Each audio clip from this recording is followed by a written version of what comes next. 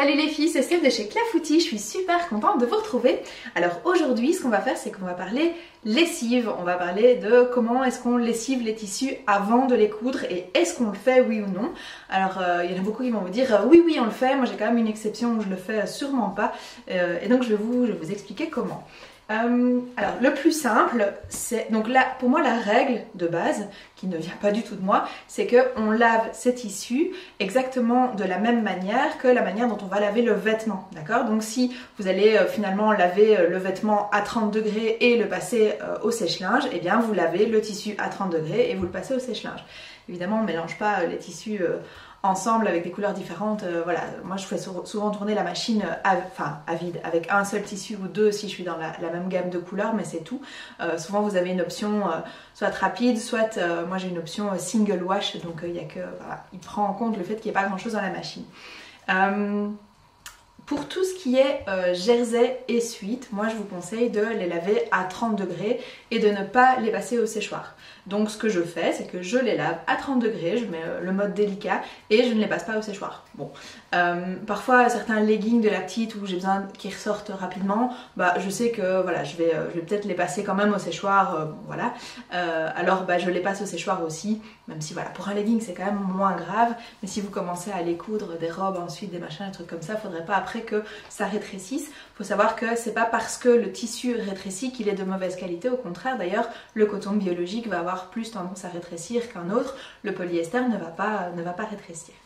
On ne lave pas les tissus uniquement pour ne pas qu'ils rétrécissent, on les lave aussi parce que ils ont été touchés par plein de gens, ils ont été stockés à des endroits qu'on ne connaît pas du tout et souvent on met sur les tissus pour les vendre en magasin ce qu'on appelle un après, donc c'est A2PRET je crois, donc en tout cas en un mot, APRET, A2PRET, bon, un des deux, qui permet, qui va un peu rigidifier le tissu, enfin qui va visuellement changer son aspect. On n'a pas envie de garder ça sur nos vêtements. Jersey suite, facile, c'est donc la maille comme ça, ça ne s'effiloche pas, aucun problème. Vous mettez à la machine, vous faites sécher et puis c'est tout, séchoir ou pas en fonction de vos habitudes à vous. Alors, la deuxième chose, alors là j'ai fait l'expérience à mes frais. Au tout début quand je cousais, j'ai acheté un tissu, je l'ai lavé, cool, et c'était un tout petit parce que je voulais faire un accessoire et il est ressorti tout emberlificoté, il y avait des fils partout et du coup les fils s'étaient entourés autour du tissu et quand je l'ai sorti de la machine il était vraiment très difficile à repasser et d'ailleurs voilà, il a gardé des traces blanches. Enfin bon, catastrophe, bon, on s'en foutait, c'était 30 cm de tissu, mais voilà, et là je me suis dit wow, et pourquoi en fait, qu'est-ce qui se passe? Et j'ai commencé à me renseigner parce que souvent on commence à coudre avec des cotons comme ça, donc c'est vraiment, ça c'est le coton classique, voilà. Et bien en fait il suffit de surfiler ou surjeter les bords. Alors si vous ne connaissez pas les termes surfiler et surjeter, j'ai fait une petite astuce qui parle de ces deux termes, mais en gros l'objectif, donc ici j'ai ma lisière, ok, donc là il n'y a rien à faire, hein, il va pas s'effilocher au niveau de la lisière. Par contre, là où le magasin a coupé, eh bien, si vous avez un coton classique comme ça, où il y a aussi plein d'autres types de tissus, le lin, etc., qui vont, la viscose aussi en fonction de comment elle est travaillée, qui vont s'effilocher. Et en fait, si ça s'effiloche un tout petit peu, c'est pas très grave. Mais si ça s'effiloche beaucoup, eh bien, dans votre machine, vous avez des fils qui vont sortir comme ça et qui vont aller s'enrouler autour du tissu et qui peuvent vraiment l'abîmer. Moi, ce truc-là, j'ai dû... je sais pas si je l'ai jeté ou pas, mais en tout cas il était clairement très abîmé. Donc ici je vous ai choisi on s'en fiche complètement de la couleur du surjet ou du surfil, donc moi c'est un surjet, parce que de toute façon on va pas utiliser ce bord, d'accord? Donc celui-là vous voyez bien, hop, je vais au plus près, j'espère qu'il veut bien, voilà. Et vous voyez bien que ici, rien ne va pouvoir sortir et donc je l'ai passé comme ça en machine. Moi ça me permet aussi ce genre de tissu de savoir si je les ai lavés ou pas. D'habitude je lave tout de suite, mais il peut y avoir des exceptions, voilà. Et donc si ça a été surfilé ou surjeté, forcément c'est que c'est bon. Voilà, ça c'est pour le coton, bon, c'est les deux les plus classiques. Maintenant je voulais aller quand même sur d'autres tissus un petit peu plus, bon pas spécifiques, mais le coton enduit. Est-ce qu'on le lave ou pas? Moi je le lave. Et est-ce qu'on le surfile ou pas? Moi je ne l'ai pas fait et j'ai jamais eu de soucis parce que je vois bien, voilà, vous voyez ici, hop, voilà, je vois bien que même en tirant dessus, j'arrive pas à aller chercher les fils en fait. Et donc je me dis qu'il va passer, même vraiment en cherchant à enlever le fil, bah ça part pas. Et donc je me dis qu'à la machine, bah, il peut tourner autant qu'il veut, les fils ne vont jamais s'enlever. Là j'ai un tout petit fil qui est, voilà, qui est dans le bord. C'est la lisière en plus, donc là c'est encore moins, voilà, c'est tout.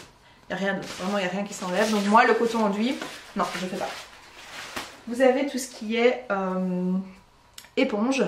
Alors là je crois que j'ai fait la mauvaise élève parce que je ne l'ai pas lavé, mais l'éponge ça a tendance à perdre, alors peut-être pas des fils et donc on n'aurait pas le même problème que le coton dont j'ai parlé tout à l'heure. Par contre ça va vraiment perdre au niveau du bord. Là je suis sur une éponge de bambou qui a pas l'air de perdre, si voilà. En fait il suffit que je fasse ça et je me rends compte qu'il y a plein de petits trucs qui tombent. Et donc si je les mets dans ma machine comme ça, bah moi j'aurais trop peur que la machine s'encrasse au fur et à mesure, parce que bah, y en a qui parfois font ça souvent. Donc moi je préfère quand même surjeter, celui-là il n'est pas lavé du coup, je préfère quand même surjeter les bords. Et l'éponge de coton, mauvais élève, je crois qu'il n'est pas lavé non plus, ou alors, enfin, celui-là j'utilise très peu en fait. Pour Pomelo ici le bavard j'en avais plus utilisé, mais sinon j'en fais assez peu. Pareil, j'aime bien de surjeter et surfiler pour être sûre que j'abîme pas ma machine avec des crasses, mais sinon ça va pas. Je suis pas sûre que le terme crasse se dise en français France, mais voilà, en Belgique ça veut dire des saletés. Voilà, donc parce qu'ici voilà, j'ai plein de choses qui tombent, vous ne les voyez pas, mais ça me donne pas envie de le mettre dans la machine comme ça, j'ai trop peur de l'abîmer. Et puis j'ai pris un dernier ici qui est, j'adore, pas encore utilisé, qui est un soft shell. Donc le soft shell c'est une matière déperlante, donc c'est du polyester, c'est une matière déperlante sur l'extérieur, voilà, un peu pas brillante mais voilà, et de la polaire à l'intérieur. Donc ça c'est parfait, des petits parkas, etc. Bah là pareil en fait, vu que ça ne va même si vous tirez dessus sur le bord, bah, ça va pas s'effilocher. Il n'y a aucun intérêt à aller surfiler ou surjeter les bords. Et donc ça passe en machine tout de suite. Vous allez me dire, oui mais là tu nous as dit qu'on lavait tous les tissus. Oui, mais il y en a quand même un moi que je ne lave pas du tout. C'est, j'appelle ça le tissu doudou. Alors la fausse fourrure c'est pareil, on va les mettre dans la même case.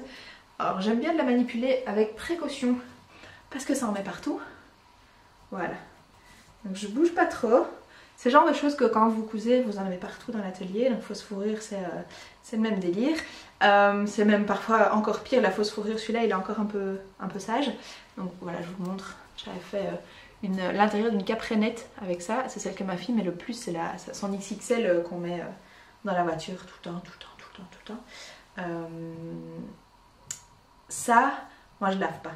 Alors on va peut-être me dire ouais mais si, mais c'est sale, etc. Quand tu le travailles, ok oui, mais ça fait tellement de peluche, je sais pas si ça se dit de nouveau en France et France ou si c'est un belgicisme, mais ça fait tellement de petits alors plumechons, comme ça je suis sûre que ça se dit pas du tout en France et que ça doit être juste régional ici. Ça fait tellement de petites peluches en fait que j'ai pas du tout envie de le mettre dans ma machine avant qu'il soit cousu. Et vu que quand il est cousu, bah, les bords sont cousus et qu'il n'y a plus du tout ce problème, moi j'attends de le faire après, sachant qu'en plus c'est du polyester, donc ça ne rétrécit pas.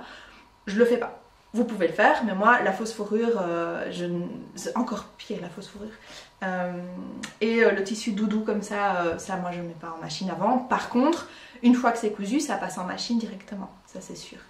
Et donc voilà, a priori ça va pas dégorger, enfin j'ai vraiment jamais eu aucun souci par rapport à ça. Donc voilà, si vous avez des questions, n'hésitez pas. On se retrouve la semaine prochaine pour une nouvelle astuce. Abonnez-vous à la page, ou abonnez-vous sur Instagram, ou abonnez-vous sur Facebook, ou abonnez-vous à la newsletter. En tout cas, n'hésitez pas pour pouvoir nous suivre chaque semaine. Je vous souhaite une super bonne journée. Au revoir.